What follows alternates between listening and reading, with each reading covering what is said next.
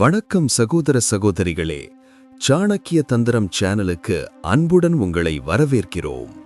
வாழ்க்கையில் எல்லாம் சரியாக நடைபெறுகிறது என்று நிம்மதியாக இருந்து கொண்டிருக்கும் போது திடீரென எந்த காரணமும் இல்லாமல் எல்லாம் தலைகீழாக மாறுகிறது என்று உங்களுக்கு எப்போதாவது உணர்ந்திருக்கிறதா? நேற்று வரை உங்களுடன் சிரித்து பேசிக் கொண்டிருந்தவர்கள் இன்று முகம் திருப்புகிறார்கள். வியாபாரத்திலோ வேலையிலோ எதிர்பாராத பெரிய தடைகள் தோன்றுகின்றன.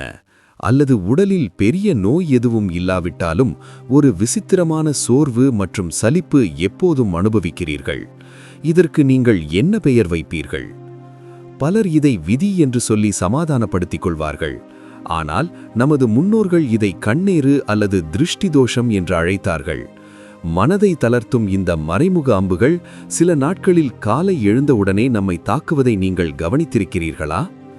ஒன்றும் செய்ய வேண்டும் என்ற எண்ணமே இல்லாத நிலை, மனதை மூடும் ஒரு இருள். ஒருவேளை நேற்று வரை நீங்கள் மிகுந்த உற்சாகத்தில் இருந்திருக்கலாம்.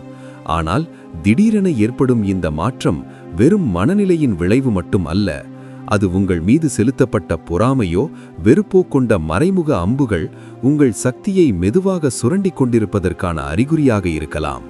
வெளியில் தெரியும் காயங்களை விட ஆழமாக தாக்கும் இந்த மாதிரியான பார்வைகள் ஒரு மனிதரின் தன்னம்பிக்கையையே உடைக்கும் சக்தி உடையவை. ஏன் நாம் இதை எளிதாக உணர முடியவில்லை? ஏனெனில் நாமெல்லாம் பல சமயங்களில் தர்க்கத்திற்கு முன்னுரிமை கொடுப்பவர்கள். அதனால் கண்ணேறு என்று கேட்டவுடன் அது ஒரு பழைய மூட நம்பிக்கை என்று தள்ளிவிடுகிறோம். ஆனால் நம்மை சுற்றியுள்ள இந்த பிரபஞ்சம் முழுவதும் ஆற்றல் அலைகளால் ஆனது என்பதை நவீன அறிவியல் கூட ஏற்றுக்கொள்கிறது. ஒரு மனிதனின் தீவிரமான சிந்தனைகள் மற்றொரு மனிதரின் ஆற்றல் வளையத்தில் மாற்றத்தை உருவாக்க முடிந்தால் அந்த சிந்தனைகள் உங்கள் வாழ்க்கை பாதையையும் பாதிக்க முடியும். தெரிந்தோ தெரியாமலோ உங்கள் வளர்ச்சியை பார்த்து பொறாமைப்படுபவர்களின் கருமையான சிந்தனைகள் உங்கள் வாழ்க்கையை எப்படி பாதிக்கின்றன என்பதை நாம் சீரியஸாக சிந்திக்க வேண்டும். நம்பிக்கைக்கு அப்பாற்பட்ட உண்மை. இது பயமுறுத்தும் எண்ணமல்ல, மாறாக எச்சரிக்கையாக இருக்க வேண்டிய ஒரு உண்மை. உலகையே வென்ற மாபெரும் தந்திர நிபுணர் சாணக்கியர் கூட தனது தந்திரங்களில் எதிரியின் கண்களை எச்சரிக்கையாக கவனிக்க வேண்டும் என்று கூறியுள்ளார். நம்மை நேசிப்பவர்களிடையே மறைந்திருக்கும் இந்த மறைமுக எதிரிகளை எவ்வாறு அடையாளம் காணலாம்? அவர்களின் தீய பார்வைகளிலிருந்து நமது வெற்றிகளை எப்படி பாதுகாக்கலாம்? அடுத்த பகுதிகளில் சாணக்கியரின் தந்திரங்களின் மூலமாகவும் அறிவியல் விளக்கங்களின் மூலமாகவும் இதை பற்றி தெளிவாக பார்க்கலாம். கண்ணேற்றின் அறிவியல். நாம் வாழ்வது இந்த நவீன காலத்தில்தான். இன்னும் இப்படிப்பட்ட விஷயங்களுக்கு முக்கியத்துவம் இருக்கிறதா என்று நீங்கள் நினைக்கலாம். ஆனால் கண்ணேறு என்பது வெறும் மந்திரவாதமோ மூடநம்பிக்கையோ அல்ல. உங்களை தகர்க்கக்கூடிய ஒரு நெகட்டிவ் சக்தி அல்லது எதிர்மறை ஆற்றல் என்று கூட அறிவியல் ரீதியாக விளக்க முடியும். இந்த பிரபஞ்சத்தில் உள்ள அனைத்தும் அலைகளாகவே உள்ளன என்று இயற்பியல் கூறுகிறது. நமது சிந்தனைகளுக்கும் உணர்ச்சிகளுக்கும் ஒரு குறிப்பிட்ட அதிர்வெண் உள்ளது. குவாண்டம் இயற்பியல் கூட பார்வையாளரின் இருப்பு பார்க்கப்படும் பொருளை பாதிக்க முடியும் என்று சொல்கிறது. எளிமையாக சொன்னால், ஒருவர் நம்மை தீவிரமான எதிர்மறை எண்ணத்துடன் பார்க்கும்போது அவரிடம் இருந்து வெளிவரும் அலைகள் நமது இயல்பான ஆற்றல் ஓட்டத்தை பாதிக்கலாம். இதையே சாணக்கியர் உணர்ந்ததால்தான் திருஷ்டி என்பது வெறும் பார்வையல்ல, அது குறித்தவராத ஆயுதம் என்று கூறினார். பார்வையின் சக்தி. ஒரு மனிதனின் கண்கள் உங்களை மனதளவிலும் உடலளவிலும் பலவீனப்படுத்த முடியுமா? அந்த பார்வை உங்கள் வெற்றியை எப்படி தடுக்கிறது? அதை எதிர்கொள்ள சாணக்கியர் கூறிய தந்திரங்கள் என்ன? இந்த வீடியோவில் நாம் பேசுவது பேய்களையோ மந்திரங்களையோ பற்றியல்ல. மாறாக உங்கள் சுற்றியுள்ள மனிதர்களின் மனதிலிருந்து வெளிவரும் தீவிரமான உணர்ச்சிகளை பற்றியும் அதிலிருந்து உங்களை எப்படி பாதுகாக்கலாம் என்பதையும் பற்றியது. கண்ணேறு என்பது ஒரு கற்பனை அல்ல, அது ஒரு உண்மை. அது எப்படி செயல்படுகிறது என்பதை விரிவாக பார்க்கலாம். ஒருவரின் மனதில் பொறாமை இருக்கும்போது, அவர்களின் பார்வை நம்மீது விழும்போது அது நம்முடைய முடிவுகளையும் கவனக்குறிப்பையும் பாதிக்கக்கூடும். நன்றாக திட்டமிட்ட காரியங்களும் கடைசி நேரத்தில் தோல்வியடைவது இதனால்தான். பயம், பதட்டம், தன்னம்பிக்கை குறைவு போன்றவை இந்த மோசமான பார்வையின் விளைவாக நம்முள் உருவாகலாம். பொறாமையின் அலைகள். நமது சமுதாயத்தில் பழமையான ஒரு சொல் உள்ளது. கல்லில் அடிபடுவதை விட கண்ணில் அடிபடுவது மோசம். நீங்கள் ஒரு புதிய வீடு கட்டுகிறீர்கள், புதிய வாகனம் வாங்குகிறீர்கள், அல்லது நல்ல வேலை கிடைக்கிறது. இதை பார்த்து அருகில் நிற்கும் ஒருவர் சிரித்துக் கொண்டிருக்கலாம். ஆனால் அந்த சிரிப்புக்குள் கடுமையான பொறாமை மறைந்திருந்தால் அந்த உணர்வு ஒரு மோசமான அலை போல் உங்களை நோக்கி வரும். அந்த அலை உங்கள் பாதுகாப்பு வளையத்தை உடைக்கும். இதையே எளிய மொழியில் நாம் கண்ணேறு என்று அழைக்கிறோம். சாணக்கியரின் கவனிப்பு. சாணக்கியர் தனது சாணக்கிய நீதியில் மறைமுக எதிரிகளை பற்றி கூறுகிறார். வெளியிலிருந்து உங்களை புகழ்ந்து பேசும், ஆனால் உள்ளுக்குள் உங்கள் வீழ்ச்சியை விரும்பும் மனிதர்களே மிக ஆபத்தானவர்கள். பொறாமை என்பது மிகவும் சக்தி வாய்ந்த உணர்ச்சி. ஒருவர் உங்களை பொறாமையுடன் பார்க்கும்போது அந்த மன அலைகள் உங்கள் தன்னம்பிக்கையையும் முடிவெடுக்கும் திறனையும் பாதிக்க முடியும். சாணக்கியர் கூறுகிறார், ஒரு எதிரியை விட பொறாமை கொண்ட நண்பன் மிகவும் ஆபத்தானவன். அறிகுறிகள். கண்ணேறு உங்களை பாதித்திருக்கலாம் என்பதற்கான சில அறிகுறிகள். 1. காரணமில்லாத சோர்வு மற்றும் சலிப்பு. 2. பொருளாதார தடைகள். 3. குடும்பத்தில் திடீர் சண்டைகள். 4. வீட்டில் செடிகள் வாடுதல் அல்லது செல்லப்பிராணிகள் நோய்படுதல். 5. வீட்டில் ஒரு வகையான கனத்த உணர்வு. 1. காரணமில்லாத சோர்வு மற்றும் சலிப்பு. Unexplained fatigue and burnout. எல்லாமே நல்லாதானே போயிட்டு இருக்கு, அப்புறம் ஏன் மனசு மட்டும் இவ்வளவு பாரமா இருக்கு? இந்த தவிப்பு இன்று பலருக்கும் இருக்கிறது. கண்ணேறு அல்லது பொறாமை கலந்த பார்வை உங்களை தாக்கும்போது அது உங்கள் உடலை விட உங்கள் ஆற்றலை தான் முதலில் உறிஞ்சும். இதை இன்றைய வாழ்க்கையோடு ஒப்பிட்டு பார்த்தால், காலை நேரத்து மந்த நிலை. இரவு 8 மணி நேரம் நிம்மதியாக தூங்கியிருப்பீர்கள். ஆனால் காலையில் எழுந்திருக்கும் போது ஏதோ ஒரு பெரிய சுமையை தூக்கி சுமந்தது போன்ற உடல்வலி இருக்கும். இன்னைக்கு ஒரு வேளையும் ஓடாது போலையே என்ற எண்ணம் காலையிலேயே உங்கள் உற்சாகத்தை கொன்றுவிடும். சமூக வலைத்தள தாக்கம்.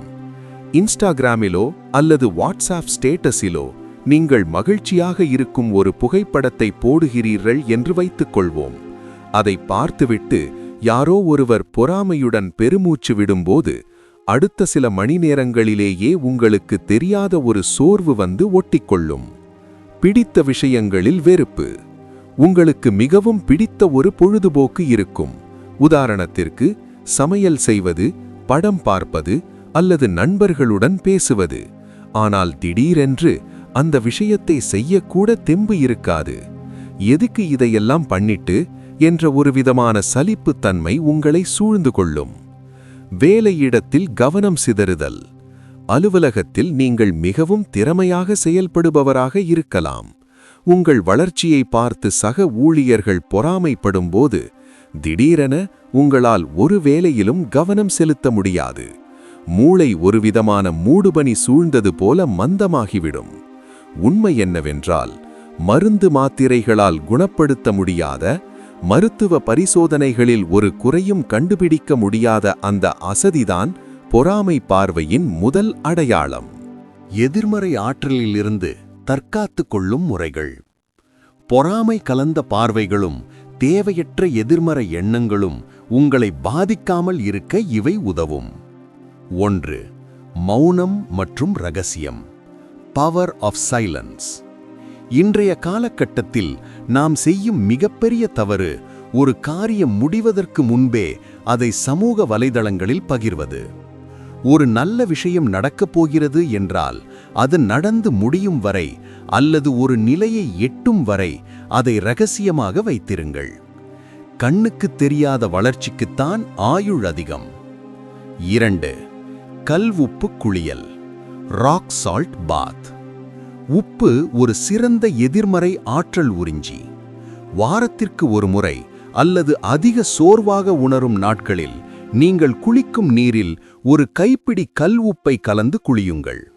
இது உங்கள் உடலை சுற்றியுள்ள ஆரா எனப்படும் மின்காந்த புலத்தை சுத்தப்படுத்தும். 3. வெள்ளை மிளகு மற்றும் கற்பூர பரிகாரம். வீட்டில் அதிகப்படியான கனத்த உணர்வு இருக்கும்போது சிறிதளவு வெள்ளை மிளகு அல்லது காய்ந்த மிளகாயை வெண்கடுகுடன் சேர்த்து வீட்டு வாசலில் தூபம் காட்டலாம். வாரத்திற்கு ஒருமுறை ஞாயிற்றுக்கிழமைகளில் கல் உப்பு மற்றும் எலுமிச்சை பழத்தை கொண்டு திருஷ்டி கழிப்பது இன்னும் சிறப்பு. 4. வீட்டு நுழைவாயில் அலங்காரம். வீட்டிற்குள் வருபவர்களின் முதல் பார்வை உங்கள் மீது விழாமல் இருக்க வாசலில் கற்றாழை, மீன் தொட்டி அல்லது அழகான அலங்கார பொருட்களை வைப்பது அந்த பார்வையின் வேகத்தை குறைக்கும். பொருளாதார தடைகள், financial road blocks and money drain. நேத்து வரைக்கும் கை நிறைய பணம் புழங்குச்சு, இன்னைக்கு ஒரு டீ குடிக்க கூட யோசிக்க வேண்டியிருக்கே. இது பலருடைய தற்போதைய குமுறல். உழைப்பு இருந்தும் பலன் கிடைக்காமல் போவதே திருஷ்டியின் அறிகுறி. கையில் நிற்காத பணம், த லீக்கிங் பக்கெட் எஃபெக்ட். நல்ல சம்பளம் வரும், வியாபாரத்தில் லாபம் வரும், ஆனால் அந்த பணம் வந்த வேகத்திலேயே மருத்துவ செலவுக்கோ, வண்டி பழுதுபார்ப்புக்கோ அல்லது தேவையற்ற அபராதங்களுக்கோ சட்டென்று செலவாகிவிடும்.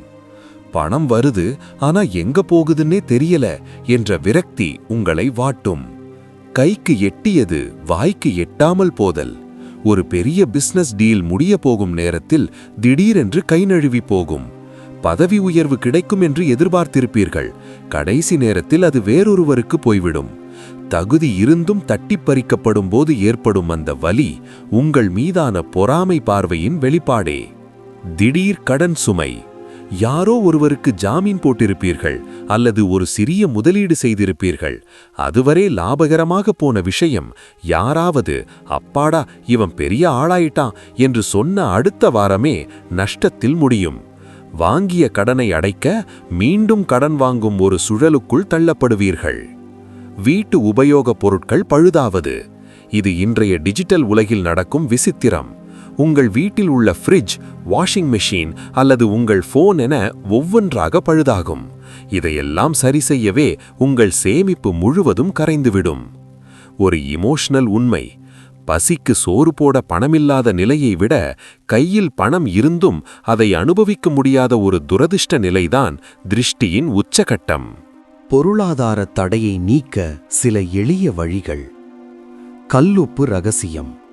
உங்கள் வீட்டு பணப்பெட்டியிலோ அல்லது பீரோவிலோ ஒரு சிறிய கிண்ணத்தில் கல்லுப்பை வைத்து அதில் ஒரு சிறிய துண்டு பச்சை கற்பூரத்தை போடுங்கள்.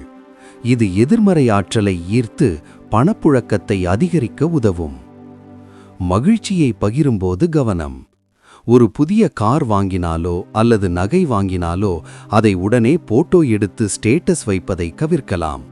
உங்கள் மகிழ்ச்சி சிலருக்கு பொறாமையை தரக்கூடும். 3. குடும்பத்தில் திடீர் சண்டைகள். Sudden friction and broken peace. நேத்து வரைக்கும் சிரிச்சு பேசிட்டு இருந்தோம், இன்னைக்கு ஒருத்தர் முகத்தை ஒருத்தர் பார்க்க கூட பிடிக்கலையே. இதுதான் கண்ணேறு அல்லது பொறாமை பார்வையின் மிக மோசமான பாதிப்பு. வெளியாட்களின் பொறாமை உங்கள் வீட்டின் நிம்மதியை வேரோடு பிடுங்கி எறியும். காரணமே இல்லாத வாக்குவாதம்.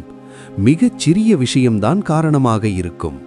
உப்பில்லாத சாப்பாடோ அல்லது ஒரு ஃபோன் காலோ பெரிய சண்டையாக வெடிக்கும்.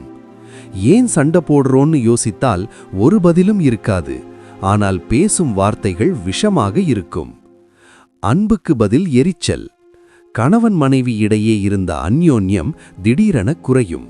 ஒருவரை ஒருவர் பார்த்தாலே ஒரு விதமான எரிச்சல் ஏற்படும். நீ ஏன் இப்படி மாறிட்ட என்ற கேள்வி இருவருக்குள்ளும் ஓடிக்கொண்டே இருக்கும். மற்றவர்கள் முன்னிலையில் உங்களை மாடல் கப்பிள் என்று புகழ்ந்தவர்களின் அந்த ஒரு பார்வை உங்கள் படுக்கையறை வரை விரிசலை உண்டாக்கும். பிள்ளைகளின் பிடிவாதம். நன்றாக படித்துக் கொண்டிருந்த பிள்ளைகள் திடீரென படிப்பில் ஆர்வமிழப்பார்கள். எதற்கெடுத்தாலும் எதிர்வாதம் செய்வது, சாப்பிட மறுப்பது அல்லது காரணமில்லாமல் அழுவது போன்ற மாற்றங்கள் நடக்கும். உன் பையன் பொண்ணு பார்க்க அப்படியே உன்ன மாதிரியே இருக்காங்க, ரொம்ப கெட்டிக்காரங்க என்று யாரோ சொன்ன அந்த ஒரு வார்த்தை அவர்களின் சுபாவத்தையே மாற்றிவிடும். ஒரே கூரையின் கீழ் தனிமை. வீடு என்பது நிம்மதி தரும் இடமாக இருக்க வேண்டும். ஆனால் இந்த திருஷ்டி பாதிப்பு இருந்தால் வீட்டு வாசலை மிதித்தாலே ஒரு விதமான படபடப்பு அல்லது இறுக்கம் ஏற்படும். எல்லாரும் ஒரே வீட்டிலிருந்தாலும் ஆளாளுக்கு ஒரு அறையில் தனித்தனியாக ஒரு அந்நியர்களைப் போல வாழும் சூழல் உருவாகும். உணர்ச்சிபூர்வமான உண்மை. ஒரு வீட்டின் அஸ்தாரம் கல்லல்ல, அங்குள்ள மனிதர்களுக்கு இடையிலான அன்புதான். அந்த அன்பில் விரிசல் விழும்போது அந்த வீடே நரகமாக தோன்றும். குடும்ப அமைதியை மீட்டெடுக்க சில எளிய வழிகள். சாம்பிராணி புகை. தினமும் மாலையில் வீட்டில் வெண்கடுகு மற்றும் மருதாணி விதை கலந்த சாம்பிராணி புகை போடுங்கள். இது வீட்டில் உள்ள கசப்பான அதிர்வுகளை, நெகட்டிவ் வைப்ரேஷன்ஸ்களை வெளியேற்றும். மகிழ்ச்சியை தம்பட்டம் அடிக்காதீர்கள். உங்கள் வாழ்க்கை துணை உங்களுக்கு செய்த அன்பு பரிசுகளையோ அல்லது உங்கள் பிள்ளைகளின் மதிப்பெண்களையோ பொதுவெளியில் அதிகம் பகிர வேண்டாம். இனிப்பு உபசரிப்பு. வீட்டிற்கு வருபவர்களுக்கு எப்போதும் ஒரு டம்ளர் தண்ணீர் மற்றும் சிறிய இனிப்பு வழங்குங்கள். இது அவர்களின் மனதில் இருக்கும் கசப்பை மாற்றி நேர்மறை எண்ணத்தை உருவாக்கும். வீட்டில் செடிகள் வாடுதல் அல்லது செல்லப்பிராணிகள் நோய்படுதல். நான் ஆசையா வளர்த்த செடி திடீர்னு கருகிடுச்சே, நேத்து வரை துள்ளி குதிச்ச என் நாய்க்குட்டி ஏன் இன்னைக்கு சாப்பிடல? இந்த வரிகள் ஒருவரின் மனதை எந்த அளவிற்கு பாதிக்கும் என்பதை நாம் அறிவோம். இயற்கையின் கவசங்கள். அறிவியல் ரீதியாகவும் ஆன்மீக ரீதியாகவும் செடிகளுக்கும் விலங்குகளுக்கும் எதிர்மறை ஆற்றலை உணரும் சக்தி அதிகம். ஒரு வீட்டிற்குள் நுழையும் பொறாமை பார்வை அல்லது தீய எண்ணங்கள் நேரடியாக மனிதர்களை தாக்குவதற்கு முன்னால் அந்த வீட்டின் செடிகளும் செல்லப்பிராணிகளும் அதை தடுத்து தங்களுக்குள் இழுத்துக்கொள்ளும். பச்சை பசேலென இருந்த செடிகள் கருகிப் போதல். நீங்கள் தினமும் தண்ணீர் ஊற்றி பராமரித்து பூத்து குலுங்கிய அந்த செடி யாராவது ஒருவரின் "என்னப்பா உன் வீட்டு செடி இவ்வளவு அழகா பூத்திருக்கு" என்ற ஒற்றை பார்வைக்கு பிறகு திடீரென இலைகள் மஞ்சள் நிறமாகி வாடிவிடும். எவ்வளவு உரம் போட்டாலும் அது உயிர் பெறாது. அது உங்கள் குடும்பத்தின் மீது விழ வேண்டிய கண்ணீரை தான் ஏற்றுக்கொண்டு மடிந்திருக்கிறது. செல்லப்பிராணிகளின் திடீர் உடல்நலக் குறைவு. உங்கள் வீட்டு நாய் அல்லது பூனை திடீரென ஒரு மூலையில் முடங்கி கிடக்கும். மருத்துவரிடம் அழைத்துச் சென்றால் எல்லாம் நார்மலா தான் இருக்கு என்பார். ஆனால் அது சாப்பிடாது, விளையாடாது. உங்கள் மீதுள்ள அதீத அன்பினால் அது உங்கள் திருஷ்டியை தாங்கிக் கொண்டு வாடும். சில நேரங்களில் காரணமே இல்லாமல் அவை இறந்து போவதும் உண்டு. மீன் தொட்டி எச்சரிக்கை. வாஸ்துபடி மீன் தொட்டி வைப்பதே திருஷ்டியை போக்கத்தான். திடீரென ஒரு மீன் செத்து மிதந்தால் அது ஒரு பெரிய விபத்தையோ அல்லது தீய பலனையோ தடுத்துவிட்டது என்று பொருள். 5. வீட்டில் ஒரு வகையான கனத்த உணர்வு, a sensation of heaviness. வாசலை தாண்டி உள்ளே வந்தாலே ஏதோ ஒரு இனம் புரியாத பயம் அல்லது பாரம் அழுத்துதே. இது வெறும் மனப்பிரமை அல்ல. உங்கள் வீட்டின் நேர்மறை ஆற்றல், பாசிட்டிவ் எனர்ஜி குறைந்து எதிர்மறை எண்ணங்களின் தாக்கம் அதிகமாகும்போது ஏற்படும் ஒரு விசித்திரமான உணர்வு இது. மூச்சு திணறல் போன்ற உணர்வு. ஜன்னல்களெல்லாம் திறந்து இருந்தாலும் வீட்டின் காற்றோட்டம் குறைவாக இருப்பது போன்ற ஒரு உணர்வு ஏற்படும். ஒரு விதமான அடைத்த சஃபகேட்டிங் சூழல் நிலவும். ஏதோ ஒரு தீய சக்தி உங்களை கண்காணிப்பது போன்ற ஒரு சஞ்சலம் மனதிற்குள் ஓடிக்கொண்டே இருக்கும். தூக்கமின்மை மற்றும் கெட்ட கனவுகள் வருவது வாடிக்கையாகிவிடும். இந்த வீட்ல நிம்மதியாவே தூங்க முடியல என்று குடும்ப உறுப்பினர்கள் புலம்பத் தொடங்குவார்கள். காரணமில்லாத துர்நாற்றம்.